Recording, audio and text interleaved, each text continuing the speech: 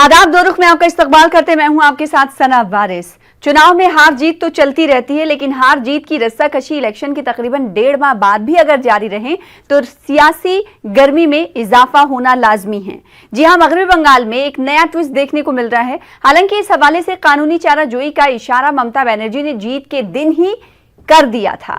जी हां, 2 मई दीदी गई के नारे को ममता बनर्जी ने पार्टी की जीत के साथ ही धूमिल कर दिया, लेकिन नंदीग्राम की हार ने इन्हें चोट जरूर पहुंचाई। इसीलिए ममता बनर्जी ने खुद नंदीग्राम के चुनावी नतीजे यानी शुभेंदु अधिकारी की जीत को अदालत में चैलेंज करने की बात कही थी। हालांकि बाद में इन्होंने कहा कि जो हुआ उसे भूल जाइए, चुनाव हम जीते हैं। 1.5 महीने की खामोशी के दरमियान ऐसा महसूस हुआ कि शायद ममता बनर्जी इस मौजू को तूल नहीं देना चाहती हैं, लेकिन ये सोचना गलत मालूम हुआ। जी हां, ममता बनर्जी ने नंदीग्राम नतीजों को लेकर अदालत का दरवाजा खटखटाया है, जिस पर आज समाअत यानी सुनवाई होने वाली थी, लेकिन अदालत ने सुनवाई को यह कहते हुए मुलतवी कर दिया कि सुनवाई के दौरान अर्जी गुजार का अदालत में मौजूद होना जरूरी है, लिहाजा अगली समाअत अब 24 जून को होगी। सुनवाई के टलने पर भी टीएमसी सवाल खड़े कर रही है। इससे अंदाजा लगाया जा सकता है कि खेला अभी खत्म नहीं हुआ है। आज इसी मौजू पर जानेंगे दो खास मेहमानों से उनका रुख। प्रोग्राम दो रुख में सबसे पहले दो खास मेहमानों का तारुफ करा दे। हमारे दरमियान सूरज कुमार सिंह साहब, जो कि लीडर हैं भारतीय जनता पार्टी के, आपका वेलकम करते हैं। साथ ही साथ खालिद इबादुल्ला साहब, जो कि तर्जुमान है टीएमसी के, आपका भी इस्तकबाल करते हैं अपने खास प्रोग्राम दो रुख में। खालिद इबादुल्ला साहब, आपसे सवाल ये कि तकरीबन 1.5 महीने की खामोशी के बाद एक वक्त वो था जिसका मैंने जिक्र कुछ देर पहले किया कि वजीर आला ममता बनर्जी ने पहले तो सवाल उठाए शुभेंदु अधिकारी की जीत पर, लेकिन उसके बाद उन्होंने कहा कि जो हुआ है आप सब भूल जाएं। कारकुनान से कहा कि जो हुआ भूल जाएं, अब हम चुनाव जीते हैं। तो ऐसा मालूम होने लगा था कि अब इस मामले को लेकर वजीर आला ममता बनर्जी शायद इस मामले को, इस मसले को तूल ना दे, लेकिन अब उन्होंने इतने दिनों की खामोशी के बाद एक बार फिर से अदालत का दरवाजा खटखटाने की बात तो पहले कही थी, लेकिन अब वो अमलन करती हुई नजर आ रही हैं। तो इतना वक्फा क्यों लगा? साथ ही साथ ये बताइए कि आपने दरवाजा खटखटाया है, साथ ही अब टीएमसी सवाल भी खड़े कर रही है जज को लेकर, आखिर क्यों? सना मैडम, देखिए कहीं ना कहीं आपकी गलतफहमियां यहाँ पे है, या तो फिर मैं समझता हूँ कि आपको मालूम नहीं है। 2 तारीख को 5 बजे ममता बनर्जी अपने घर पे, जिस वक्त वो नहीं, तो वही तो पूछना चाहती हूँ कि एक सुनिए सर, वही तो मैं आपसे पूछना चाहती हूँ कि जब ममता बनर्जी ने पहले मर्तबा ये कहा कि हम अदालत का दरवाजा खटखटाएंगे, इशारा दिया, लेकिन उसके बाद उन्होंने कहा कि जो कुछ हुआ उसे भूल जाइए, सभी से कहा कि जो कुछ हुआ उसे भूल जाइए, हम चुनाव जीते हैं। तो अब दोनों में से कौन सी बात उनकी मानी जाए? देखिए आपको बता दें कि जब उन्होंने कहा कि हम अदालत के दरवाजा खटखटाएंगे, हमारा ये काम है और इसमें जजमेंट जज जो देगी वही उसका फैसला आएगा, क्योंकि ये वहाँ पे गलतियां हुई है। वहाँ पे सारे लोग इलेक्शन कमीशन के साथ साथ वहाँ के काउंटिंग में जो बैठे थे, उन लोग जो एडमिनिस्ट्रेटिव थी वहाँ वो उसकी गलतियां थी। कहीं ना कहीं ममता बनर्जी को इनका एहसास है कि इसलिए वो पहले ही कही थी कि हम अदालत में जाएंगे। और दूसरी बात रही कि सब कुछ भूल जाइए, तो ये मतलब नहीं है कि अदालत के बारे में वो कभी नहीं कही कि भूल जाना। अदालत के बारे में छोड़कर उन्होंने कहा कि इतनी जो प्रोपगंडा की गई थी भारतीय जनता पार्टियों की तरफ से, और उन्होंने जिस तरह से माने ममता बनर्जी के पैर टूटने से जिस तरह से पर्सनल अटैक किया गया था ममता बनर्जी को, उसके बारे में उन्होंने साफ सुथरी अल्फाजों में कहा था कि अब हम लोग इलेक्शन जीत गए हैं, भारी मतों से जीते हैं, इसलिए ये सब बात को आप छोड़ दो। वो लोग क्या कहे थे, भारतीय जनता पार्टी का ये काम है, वो लोग का कहना वो काम है, लेकिन कभी भी अदालत के बारे में ठीक है, आपने क्लेरिफाई कर दिया कि अदालत के जाने को लेकर उनका मामला अलग था, और दूसरा इस सब भूल जाने को लेकर उनका मशवरा और कारकुनान को मशवरा अलग था। सूरज कुमार सिंह साहब, आपके पास लौटूंगी मैं। खालिद इबादुल्ला साहब, आप साथ ही अभी जज को लेकर भी सवाल खड़े कर रहे हैं, आपसे सवाल मैं करूंगी, लेकिन सूरज कुमार सिंह साहब का भी जवाब ले लूं। एक सेकेंड, सूरज साहब, अब शुभेंदु अधिकारी की जीत को चैलेंज, चुनौती अदालत में दी जा रही है, भारतीय जनता पार्टी का क्या रिएक्शन? देखिए, भारतीय जनता पार्टी जो है उनका क्लियर स्टैंड है। हम ममता बनर्जी के द्वारा जो आज कोर्ट में जो अपील किया गया है, हमको इससे कोई विरोध नहीं। ममता बनर्जी अपील करें, उनको अगर चुनाव आयोग पर विश्वास नहीं है, अगर उनको रिकाउंटिंग के बावजूद भी अगर उनको विश्वास नहीं है, तो वो दोबारा जा सकती हैं, कोई दिक्कत नहीं है। जुडिशियली सिस्टम के थ्रू उनको जो होगा, उनके न्याय के अन्याय का विचार होगा। इसमें हमारा कुछ भी नेगेटिव या पॉजिटिव हमारा कोई पॉइंट नहीं है। हमारा पॉइंट ये है, जो मेन पॉइंट ये है कि ममता बनर्जी पश्चिम बंगाल की पहली सीएम होंगी जो चुनाव हारने के बावजूद सीएम बनी। आप चीज को समझिए कि आज ममता बनर्जी का जो टाइमिंग है कोर्ट में जाने का, आज उन्होंने 1 महीने बाद वो कोर्ट का दरवाजा खटखटा रही है। उनके सामने सबसे बड़ी मुसीबत ये हो गई है कि उनको 6 महीने के भीतर में 6 महीने के भीतर उनको इलेक्शन में उनको जीत कर दोबारा जाना होगा, वरना उनको 6 महीने के भीतर अगर एमएलए नहीं बनी तो दोबारा उनको मौका नहीं मिलेगा, उनको सीएम के पद से उनको रिजाइन करना पड़ेगा। तो ये उनके लिए सबसे बड़ा संकट आ गया है। अब 6 महीने के भीतर ये आसार नहीं लगते कि चुनाव हो पाएंगे। उन्होंने एक तरफ भवानीपुर से चुनाव लड़ने का ऐलान भी कर दिया, दूसरी तरफ वो दोबारा नंदीग्राम से रिकाउंटिंग का अपील कर रही हैं। तो एक पूरा कंफ्यूजन क्रिएट करके रखा हुआ है ममता बनर्जी के द्वारा कि वो करना क्या चाहती है। 6 महीने के भीतर अगर चुनाव होंगे ऐसा लग नहीं रहा है, क्योंकि नोटिफिकेशन की बात है, बहुत सारी चीजें होती हैं, कोविड का पेंडिंग टाइम है और इसमें अब तीसरा वेव भी आने वाला है। तो देखकर तो लगता नहीं कि नवंबर के भीतर में चुनाव हो पाएंगे और नवंबर 5-6 यहाँ पर ये भी हम सबको याद होगा आखिर जो मगरबी बंगाल में चुनाव हुए थे वो जब कोविड का दूसरा लहर पीक पे था तो उधर चुनाव भी हो रहे थे। खालिद इबादुल्ला साहब, सूरज कुमार साहब को सुना, भारतीय जनता पार्टी के लीडर को आपने सुना, उन्होंने कहा कि एक तरफ तो आप भवानीपुर से ममता बनर्जी इलेक्शन कंटेस्ट करने की बात कहती है, दूसरी तरफ काउंटिंग की बात कर रही है, कंफ्यूजन पैदा कर रही है, कुछ समझ नहीं आ रहा है ये क्या है। देखिए, पहले तो इनकी अपनी शब्दों को डिफर हो रहा है। पहले उन्होंने कहा कि रिकाउंटिंग के बाद भी इन्होंने अदालत की दरवाजा खटखटा रहे, फिर उसके बाद कहते हैं कि रिकाउंटिंग के लिए अदालत में गई है। तो कौन सा सही है कौन सा गलत है उनसे पहले पूछ लीजिए। दूसरी बात रही आपकी कि भवानीपुर से इलेक्शन लड़ना या फिर और कहीं से इलेक्शन लड़ना, वो मामला हमारी दल की बात है और दल में ये भी मालूम आपको होना चाहिए कि एमएलसी होने जा रहा है यहाँ पे बंगाल में, तो उसके जरिए भी जा सकते हैं। कई जैसे अमित मित्रा जी भी इलेक्शन नहीं लड़े हैं और उनको फाइनेंस मिनिस्टर बनाया गया, वो भी आज फाइनेंस मिनिस्टर है। तो ऐसी बात नहीं है कि किस तरह से कैसे किया जाएगा, ये सब पूरे तौर से संविधान के रूप में ही चला जाएगा। दूसरी बात मैं एक बात बताऊं कि इसलिए ममता बनर्जी इसलिए नहीं जा रही है कि सीएम के पद के लिए फिर से इलेक्शन होगा तो मैं वहां से कोर्ट के थ्रू से जीत जाऊंगा, इसलिए जीत जाऊंगी ये नहीं, बल्कि शुभेंदु अधिकारी का 4 तारीख को एक ऑडियो वायरल हुआ था। ये आपको रिकॉर्ड में बता रहा हूं, ऑन रिकॉर्ड में बता रहा हूं, कोई ऑफ रिकॉर्ड नहीं, ऑन रिकॉर्ड, और खोल के आप देख लीजिएगा कहीं भी वायरल इस ऑडियो में कि 4 तारीख को शाम को ऑडियो वायरल हुआ और उसमें वही पाल मिस्टर श्रीपाल जो नंदीग्राम के वाइस प्रेसिडेंट है भारतीय जनता पार्टी जिला के, वो उनसे कहते हैं कि आपके यहाँ हमारे यहाँ बीजेपी के लोग कोई लोग आ नहीं रहे, यहाँ पे सारे लोग डरे हुए दहशत में है, सब लोग तृणमूल कांग्रेस के सहारा लेना चाह रहे हैं। तो उन्होंने कहा था, कह रहे आप लोग क्या हमसे सहारा लोगे, हम तो सेंट्रल फोर्स ने हमें जिस तरह से इलेक्शन के दिन में सहारा दिया है, वो ये अल्फाज कहा उन्होंने कि 5 से 7 हजार वोट हमें सेंट्रल फोर्स ने डलवाया है। तो कहीं ना कहीं तो ये तो क्लियर हो गया, उनकी ये भाषा है, मैं अपनी तरफ से कभी नहीं कर रहा हूं, नहीं कहना चाहता हूं। अगर इसमें आपको जानकारी है, ये ऑडियो वायरल है, मेरे पास ऑडियो है, आप अगर चाहिएगा तो मैं भिजवा दूंगा ऑडियो भी, ये जरूरी है। खालिद इबादुल्ला साहब ने, सूरज कुमार साहब ये क्लियर किया कि ममता बनर्जी अपनी जीत के लिए नंदीग्राम को चुनौती नहीं कर रही हैं, अपनी हार के लिए और जीतने के लिए नंदीग्राम को चुनौती नहीं कर रही है, बल्कि वो इसलिए कर रही है कि धांधली के हवाले से जो एक ऑडियो टेप वायरल हुआ था उसको लेकर वो चैलेंज करे ताकि लोगों का संविधान पर भरोसा बना रहे, 4 तारीख को फेडरल स्ट्रक्चर पर भरोसा बना रहे। 4 तारीख की बात कर रहे हैं सूरज साहब। सना जी थोड़ा आप मुझे मौका दीजिए, मुझे मेरी बात को कंप्लीट करने का, ठीक है। ममता बनर्जी जी, जब इनका इंटेंशन समझिए कि ममता बनर्जी जब जीती थी और जीतने के बाद उन्होंने जब प्रेस कॉन्फ्रेंस किया था, मैं आपको सना जी मैं एक रिक्वेस्ट करूंगा कि आप उनका एक वो निकालिए स्टेटमेंट। उसमें उन्होंने कहा था कि भालो होइछे हेरे गेছি ना होले एतो दूर जेते हो, तो बार मतलब उन्होंने कहा था कि नंदीग्राम से वो हार गई है तो अच्छा ही हुआ, वरना उनको बार जाना पड़ता नंदीग्राम।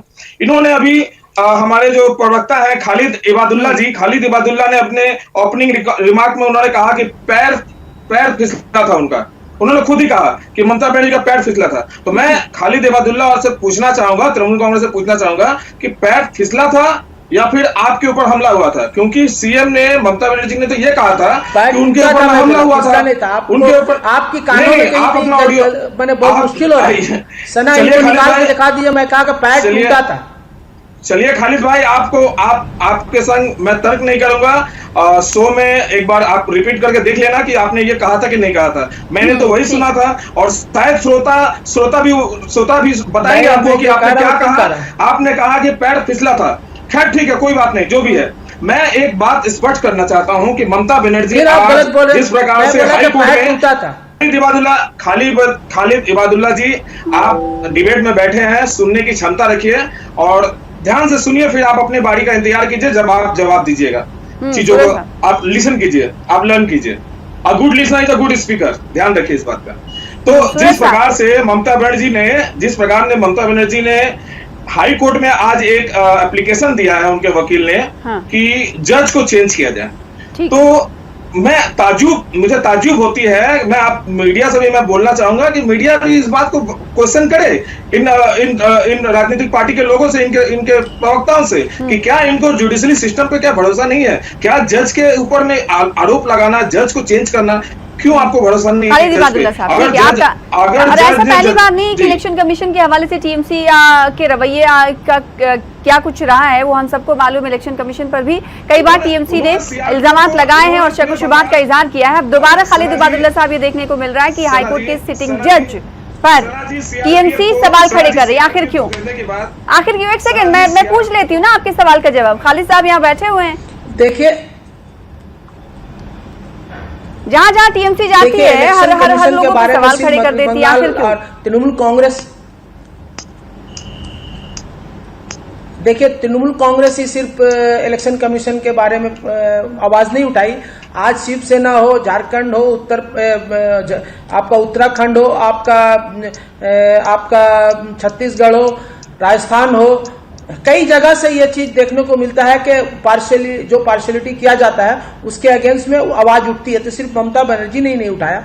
और रही ये बात जुडिशियली का मामला है, जुडिशियली तो आपको मालूम है कि सुप्रीम कोर्ट के 4 जज निकलकर बाहर में आकर प्रेस कॉन्फ्रेंस आजादी के बाद पहली बार हुई थी, वो किसके दौर में हुई थी, ये उनको बता देने की जरूरत है कि जुडिशियली कौन नष्ट कर रहा है, फेडरल स्ट्रक्चर को कौन तोड़ मरोड़ कर पेश करना चाह रहा है। तो ये सारी चीजों को मैं देख रहा हूं कि आज भी मैं देखा। और हाई कोर्ट के इलेक्शन कमीशन के बारे में कहा, तो इलेक्शन कमीशन के बारे में तमिलनाडु में सिटिंग जज तो थे, वो उन्होंने कहा कि ये सारा काम इलेक्शन कमीशन का है, कोविड का मामला को बढ़ाने के लिए उनको सजा मिलनी चाहिए। सख्त तबसरे पर भी सुप्रीम कोर्ट ये मामला पहुंचा था, वहां से क्या रिमार्क्स आए हम सभी को मालूम है कि हाईकोर्ट को उस हवाले से और अदालत ने क्या कुछ कहा था। लेकिन आप ये बताइए कि सिटिंग जज पर आपको क्यों सवाल है? नहीं, ये तमिलनाडु की अदालत हाईकोर्ट ने कहा था। मैं ये कह रही हूँ तमिलनाडु। अरे भाई वहां मत जाइए खालिद साहब, ये बताइए जिस जज को अभी आपका ये चुनाव वाला मैटर जिसे चैलेंज कर रही ममता बनर्जी सौंपा गया है, उन्हीं जज पर आप सवाल खड़े कर रहे हैं, आखिर क्यों? जिनका नाम कौशिक चंदा है। देखिए ये जुडिशियरी मामला और कानून का मामला, लॉ एंड ऑर्डर कोई पार्टी का मामला नहीं है। हम पार्टी के प्रवक्ता, पार्टी के लीडर के हिसाब से हम कानून को क्या बात करते हैं, शायद आपको मालूम ही नहीं है। ठीक है खालिद इबादुल्ला साहब, क्या आपको मालूम है कि टीएमसी ने आज सिटिंग जज पर सवाल खड़े किए हैं कि हम जिस जज को ये केस सौंपा गया है वो दरअसल भारतीय जनता पार्टी के साथ ही रहे हैं और वो उनके साथ बैठे रहे हैं। डेरेक ओब्रायन ने आज ट्विटर पर, मैं बता देती हूँ पूरा मामला आपको, ट्विटर पर एक पिक शेयर की है। उस पिक्चर में दिलीप घोष भी देखे जा रहे हैं, साथ ही साथ ये भी देखे जा रहे हैं। आपको शायद मालूम नहीं तो मैं आपको बता रही हूँ हिंट के लिए। तो क्या यही वजह है जो मुखालिफत आप कर रहे हैं, सवाल खड़े कर रहे हैं? जज के बारे में मैं जज के बारे में कहा सकता हूँ, तो जज की तो बात कर रही हूँ इतनी देर से। कोर्ट का जुडिशियरी मामला के बारे में कहा। अरे भाई जज की बात सवाल कर रहे हैं कि आखिर जज पर क्यों सवाल, सिटिंग जज पर क्यों सवाल राइट बनता है, हमारा फेडरल स्ट्रक्चर पे राइट बनता है कि हमारा अगर हमारा फेडरल स्ट्रक्चर पे राइट बनता है, ममता बनर्जी का राइट और तृणमूल कांग्रेस का भी राइट बनता है, हम अपनी बातों को रख सकते हैं। खालिद इबादुल्ला साहब, रिपोर्ट से कहते हैं कि सुनवाई टलने के बाद जिस चुनौती को लेकर जो अर्जी दाखिल की गई थी, आज सुनवाई टाल दी गई, तो सुनवाई टलने के बाद रिपोर्ट से कह रहे हैं कि टीएमसी ने जज के खिलाफ ही मोर्चा खोल दिया है। टीएमसी ने जज कौशिक चंदा की तस्वीर जारी की है जिसमें बीजेपी के मंच पर वो दिख रहे हैं। देखिए, आपको तो ये मालूम है कि पूरे हिंदुस्तान में आज जिस तरह से जजों को और जुडिशियल को जिस तरह से मैं समझता हूँ भारतीय जनता पार्टी और मोदी अमित शाह की सरकार ने, आप सुप्रीम कोर्ट के जज रास्ते पर उतरकर प्रेस कॉन्फ्रेंस कर सकते हैं, हाई कोर्ट के जज आकर इलेक्शन कमीशन के अगेंस्ट में बातें कर सकते हैं, तो इसमें कोई बहुत बड़ी बात नहीं है। आपको इसमें सोचने की जरूरत है कि ये लोग जुडिशियली को भी खरीद कर रखा, चाहे सीबीआई ईडी को तो ये लोग अपने पॉकेट में बना रखे हैं, अब ये जुडिशियली को भी जिस तरह से यूज करना चाह रहे हैं, व्यवहार करना चाह रहे हैं, मैं समझता हूँ ये हिंदुस्तान के संविधान के लिए बहुत खतरनाक है। और ये हिंदुस्तान एक बार फिर से भारतीय जनता पार्टी पर ये सवाल खड़े हो रहे हैं कि आप जो फेडरल स्ट्रक्चर है, जो इंडिपेंडेंट इदारे हैं, उन्हें भी कहीं ना कहीं मुतासिर करने की कोशिश कर रहे हैं। डेरेक ओबराइन का ट्वीट के हवाले से मैंने जिक्र किया पहले।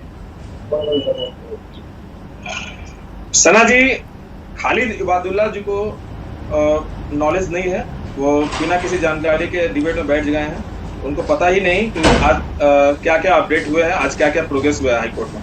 हाईकोर्ट में आज कौशिक चंद्र के खिलाफ उन्होंने जो हमारे प्रधान विचारपति है उनके पास ममता बनर्जी के द्वारा उनके वकील ने लिखा है कि उनको रिप्लेस किया जाए, उनके खंडपीठ से हटा के उसको किसी और जज के पास दिया जाए। आपने जिस तस्वीर की जिक्र की वो तस्वीर जो है बहुत पुरानी है और तब वो जज नहीं थे। तो आज आप नहीं तो क्या जज नहीं थे, लेकिन भारतीय जनता पार्टी के अगर करीबी थे, अगर टीएमसी को ऐसा महसूस हो रहा है, महसूस होना क्या गलत बात है? सना जी, रिफ्लेक्ट हो सकती है चीजें। सना जी, अगर उनका जजमेंट आ जाता और जजमेंट में अगर कोई खामी होती तो आप उसको डबल बेंच पे भी अपील कर सकते थे, आप उसको हाई कोर्ट के जो चीफ जस्टिस है उस तक भी कर सकते थे। आपको खुद ही जस्टिस पे, लॉ एंड ऑर्डर पे आपको भरोसा नहीं है, आपको जुडिशियली सिस्टम पे भरोसा नहीं है, आप फेडरल स्ट्रक्चर की बात करती हैं और आपको खुद ही भरोसा नहीं है हाई कोर्ट पे। आप जिस राज्य की चीफ मिनिस्टर है, आपको उस राज्य में जब आप विरोधी राजनीति करती थी तब आपको बात में खालिद जी चुप रहिए, खालिद जी चुप रहिए, आप मेरी बात को सुनिए। खालिद जी, आपको जानकारी नहीं है, आप बिना जानकारी के डिबेट में बैठे हैं। मैं आपको अनुरोध करूंगा कि आप अभी मेरी बात को सुनिए और आप सुन लीजिए, सुन के शायद आपको कुछ जानकारी मिल जाए। बहुत जानकार आदमी है, मैं आपको बता रहा हूँ, ये मालूम नहीं है कि लॉ एंड ऑर्डर बंगाल के सरकार के अंतर्गत में आता है। आप बहुत बड़े जानकार हैं, इसलिए आपको ये जानकारी बताइए कि आप लॉ एंड ऑर्डर बताइए, जब ममता बनर्जी विरोधी राजनीति में थी, जब सीपीएम का लॉ एंड ऑर्डर पे भरोसा कैसे नहीं करेंगे? एक सेकेंड, नहीं हो पाएगा। मैं आपको मौका दूंगी, आपको तकरीबन 5 मिनट का मौका दिया था बोलने के लिए। सूरज साहब, इस प्रकार से डिबेट नहीं हो पाएगा। आप सूरज साहब बुलवा लीजिए, उनसे बुलवा लीजिए। बोलिए, आखिर अगर टीएमसी को ऐसा लग रहा है, जब तस्वीर में जो दिखेगा ना उसी पर तो सवाल खड़ा होगा। सूरज साहब, सना जी, मैं आपको जो चीज मैं कंप्लीट कर रहा हूँ, अरे भाई खालिद साहब, एक सेकंड, खालिद साहब, खालिद भाई, एक सेकंड, अरे खालिद भाई, खाली बोलने से नहीं होता है, लॉ एंड ऑर्डर पे भरोसा नहीं है। अब आप जिस प्रकार से बंगाल में गलियों में सड़कों पे जो व्यवहार करते हैं, आप क्यों बोले? आप ये डिबेट में, आप डिबेट में यहाँ गुंडागर्दी मत कीजिए, मेरा अनुरोध है। जो गुंडागर्दी आप बंगाल में कर रहे हैं सड़कों पर, जो बंगाल के कोने कोने में जो गुंडागर्दी आप लोग कर रहे हैं, वो गुंडागर्दी आप यहाँ मत करिए। गुंडागर्दी भारतीय जनता पार्टी और आपके बड़े नेताओं का काम सुन रही है। आपको ये आप इस भाषा की सभ्यता को लांघिए मत, भाषा की सभ्यता को लांघिए मत। सना, इनको बोलिए डिबेट में बैठे हैं, भाषा की सभ्यता को लांघने की नहीं, बिल्कुल। खालिद भाई, ऐसे अल्फाज का इस्तेमाल ना किया जाए, अनुरोध करता हूँ, मुझे मेरा भाषा की सभ्यता को मत लांघिए। सुन तो लीजिए भाई, आपकी बारी आएगी तो आपको मौका दिया जाएगा। एक सेकंड सुन लीजिए सूरज साहब।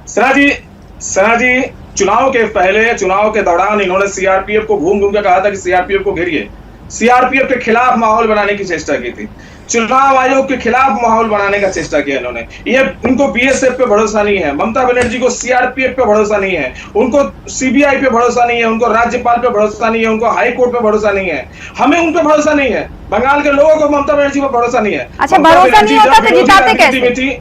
जब ममता नहीं, देखिए जीत और हार से आपका वो क्लियर नहीं होता है। आप जिस प्रकार से कैसे लोग बैठ जाते हैं, अगर आप ममता बनर्जी को अगर बोलते हैं कि 2,87,00,000 उनको वोट मिला है, तो आज हमें भी 2,28,00,000 वोट मिले हैं। आप ऐसा नहीं कर सकते कि उनको एक तरफा वोट मिला है और एकदम वन साइडेड है। हमें भी 2,27,00,000 वोट मिला है और वो जनता भी इसी पश्चिम बंगाल की जनता है, इसी पश्चिम बंगाल की वोटर है। 77 सीट हमें भी मिला है। जनता ने जिन एमएलए को जिताया भारतीय जनता पार्टी में जो शामिल हुए, वो भारतीय जनता पार्टी में अब अनकंफर्टेबल महसूस कर रहे हैं, वो तो अब जाने की कोशिश कर रहे हैं टीएमसी में। आखिर क्या हुआ भारतीय जनता पार्टी में? जिस तरीके से बुलबुले, क्या ये माना जाए कि भारतीय जनता पार्टी एक महज बुलबुला था जो वक्त के साथ उठा और फिर उसके बाद वो खत्म हो रहा है?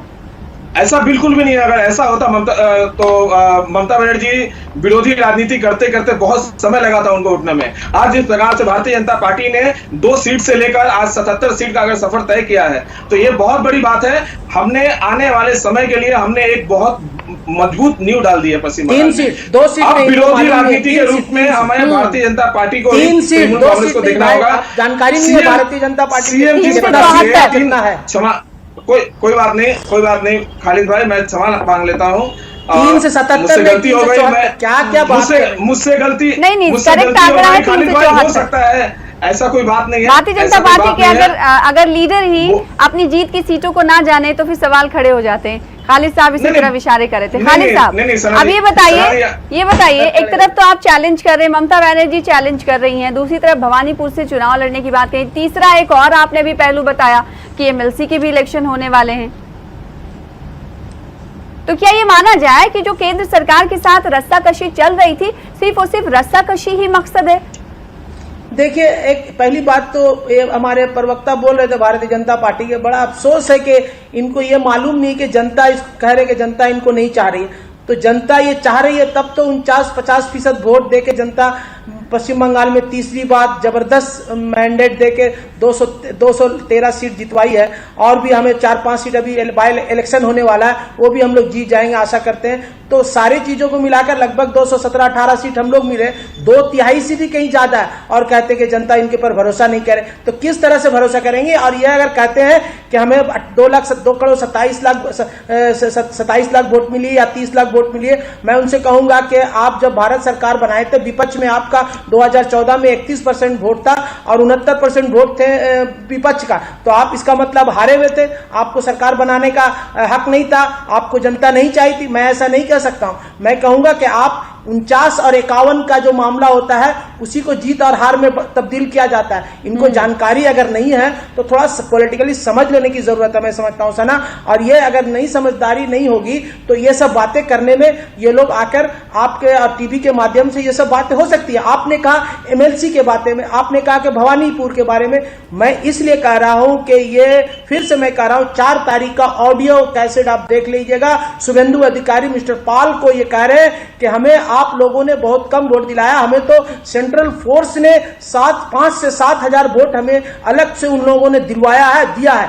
तो कहीं ना कहीं सेंट्रल फोर्स का भी क्वेश्चन मार्क आ जाता है, कहीं ना कहीं इलेक्शन कमीशन के बारे में भी संदेह किया जा सकता है। तो ये आपके ही ऑडियो पे है, मैं नहीं कर रहा हूं। अगर मैं कहता तो हमें आप कह सकते थे। मैं शुभेंदु अधिकारी को वो चैलेंज नहीं कर रही जो कि धांधली, तो ये बात तो किसी और सीट पे भी हो सकती थी ना खालिद बादला साहब, सिर्फ नंदीग्राम पर ही क्यों? दूसरे सीटों में भी फिर ऐसा आपको लगता हुआ होगा, तो वहां का ऑडियो टेप आपके पास? नंदीग्राम पर ऑडियो जब वायरल हुआ, ऑडियो जब नंदीग्राम पे वायरल हुआ है तभी तो नंदीग्राम की बात हो रही है ना। ठीक है, सूरज कुमार साहब, ऑडियो वायरल होता है तो वहां भी इंक्वायरी होगी, वहां भी जांच होगी, वहां भी सेल का मामला आएगा। मामला इससे जुड़ा नहीं हुआ कि ममता बनर्जी वहां से हारी है, मामला इससे जुड़ा हुआ है कि ममता बनर्जी चाहती कि जो धांधली की गई है उसका पर्दाफाश हो, इसीलिए वो अदालत का दरवाजा खटखटा रही है। अगर आने वाले दिनों में इस पेशरफ्त में सही तरीके से, या फिर ममता बनर्जी जैसा कह रही हैं ऐसी बातें अगर सही हो जाती, तब तो बीजेपी की और शुभेंदु अधिकारी की मुश्किलें बढ़ जाएंगी। देखिए, ममता बनर्जी का ये राजनीतिक चरित्र रहा है कि वो हमेशा से ही एक कोई ना सेकंड कोई खालिद विवाद साहब, वो पैदा करती आपको है। मौका नहीं जिस दूंगी। प्रकार से हाँ। वो विवाद आज से नहीं, वो शुरू से विवाद ही पैदा करती है। जब भी उनको लगता है, जब वो हार जाते हैं तब वो कहते हैं कि ईवीएम खराब है और चुनाव आयोग को ऊपर ठिकरा फोड़ देते हैं। लेकिन जब जीत जाते हैं तो उनकी जो है, इनकी जो सोच जो है, उनकी सोच बदल जाती है। आज जीतने के बाद मैंने आपको जो बताया कि 6 महीने के भीतर उनको दोबारा शपथ लेना होगा। अगर तो वो तो कह रही भाई उनके पास एक साइड है, एमएलसी बनकर भी जा सकती और वो है। चाहती है नहीं, देखिए वो देखना पड़ेगा। आप इलेक्टेड नहीं होंगे, आप चुनाव जीतकर आपको जाना होता है। आप अगर चुनाव जीतकर नहीं जाएंगे तो आपको जो है दोबारा आपको हटना पड़ेगा वहां से। ये कहने लगे कि और आप इसलिए जुडिशियल सिस्टम में जाकर आप इसको हटाना चाहती है। इलेक्शन कमीशन का पता मिल गया। आप हटाना चाहती है। आपको ये क्वेश्चन है कि नहीं, इनको पता चल गया कि इलेक्शन कमीशन इनको बता दिया। मैं इसके बाद आपको अब इस पर भी सवाल खड़े कर रही है टीएमसी। वक्त की बहुत कमी है। आप दोनों खास मेहमानों का शुक्रिया अदा करना चाहूंगी प्रोग्राम दो रुख में शामिल होने के लिए। फिलहाल इसी के साथ मुझे दीजिए इजाजत। कल फिर हाजिर होंगे बड़े मुद्दे के साथ। अब तक के लिए